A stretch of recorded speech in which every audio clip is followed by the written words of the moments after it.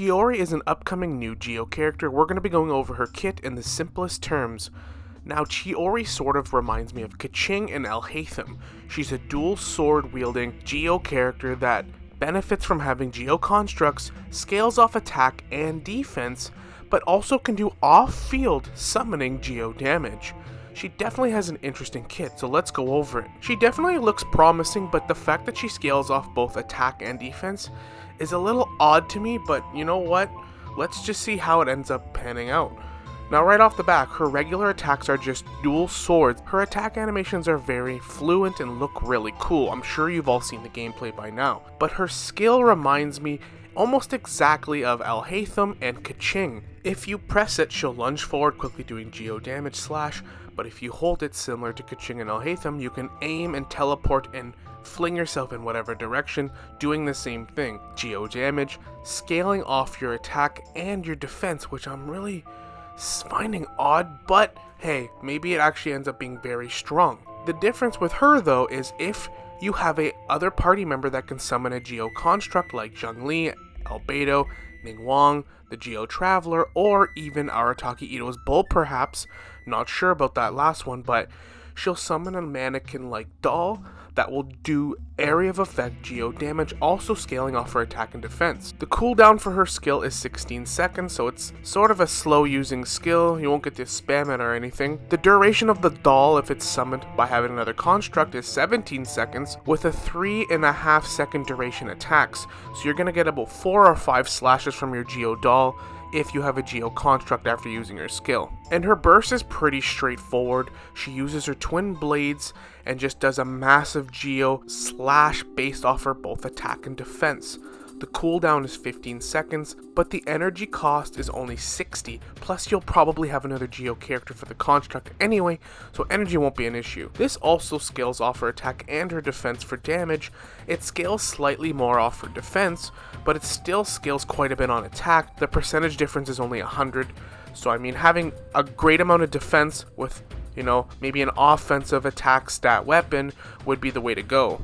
The attack and defense dual scaling I'm not a big fan of, but until we see it practiced in the field, it's hard to say exactly how it'll work. She does seem to scale slightly more on the defensive side for all of her skills and her burst, but obviously having investment in both is the way to go. At least having defensive scaling for offense will actually make her more sturdy though, and less of a glass cannon. For her first passive, pretty straightforward overworld passive. If you're using a glider that's not the main one you get, which almost everyone's doing, or you have a new outfit that's not the regular costume the character has, you'll actually get movement speed increased by 10%. For her first main passive, this one's a bit of an odd one. Depending on after you use her Keqing like skill, if you tap it again, or you use a regular attack after, it'll have two different effects. The first effect, so if you use your skill, then you try to use it again or tap it again, you'll have the tapestry effect. What this will do is when you switch to your next character in your roster and they use a normal charge or plunge attack, you'll summon one of her dolls that will do a coordinated attack dealing 100% of her skill damage and Geo area of effect damage. And this damage will scale off of her elemental skill. It'll last 8 seconds, and the coordinated attack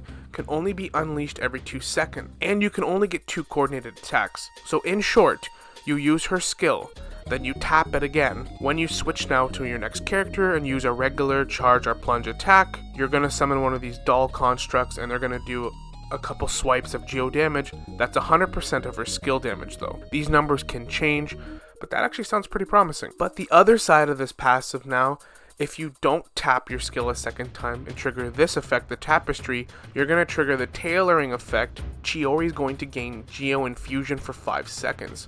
If you don't tap or press or do a regular attack or do nothing, you're automatically going to gain the Geo tailoring effect where you get Geo infusion. That's the default. That is a very interesting passive. And then her last passive is pretty simple. When a nearby party member creates a Geo construct, she'll just gain 20% Geo damage for 20 seconds. So obviously the Geo constructs do more than one thing. You get a doll to summon to do Geo damage off field when you use your skill, and obviously you get a Geo damage buff as well. So having at least one Geo party member is obviously going to be key here. So Zhongli, Ningguang, Albedo, they're all going to be really good teammates with her. It doesn't say anything about having multiple Geo constructs and if this ability stacks, so 20% Geo damage for a construct. Do you get 40 for 2? I don't see nothing like that. I don't think so, because it doesn't specifically say, but who knows, her kit can change, it's still early in the beta. Constellation 1, the area of effect of her doll that she summons, 50% increase, so it covers a wider area, and additionally you can summon an extra doll if you have another Geo party member. Constellation 2, 8 seconds after triggering your passive talent Tailor Made, which just gives you Geo Infusion, will allow you just to summon extra doll. C2, you're essentially just summoning an extra doll. C4, after using her burst for 10 seconds after, she can summon another doll. And for her finally, here's C6. If you trigger her passive talent Tailor Made, you can decrease her own cooldown of her skill. Basically just using her passive talent or triggering it Tailor Made, which gives you Geo Infusion, will decrease her actual skill, the one that allows her to teleport like Keqing, by 14.5 seconds, which almost cuts it down completely, while also increasing her normal charge and plunging attack by 50% of her attack and 180% of her defense. But you can only trigger this once every 15 seconds. Otherwise, you could continuously just eliminate the cooldown of her skill and just spam it in a timeless loop.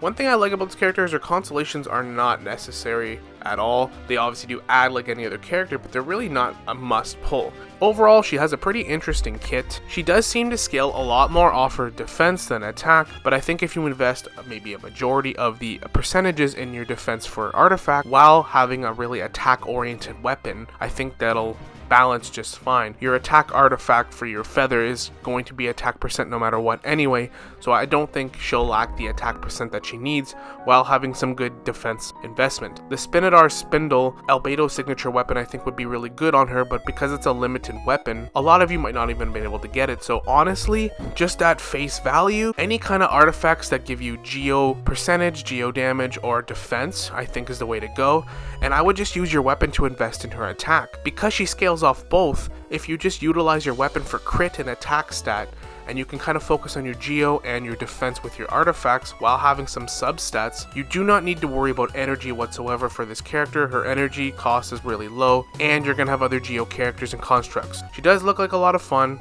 If you already have Albedo, Zhongli, and Ning Wang, and you use them a lot, she'll definitely be a character you want to consider. I don't think she's going to break the game by any means, but she does look promising, and yeah, she has a pretty interesting kit, and I'm interested to see how she's going to play once she's released. But thank you for watching. Hope this summarized her kit and made it more easy to straightforward to understand. And as always, we will see you all in the next one. Later.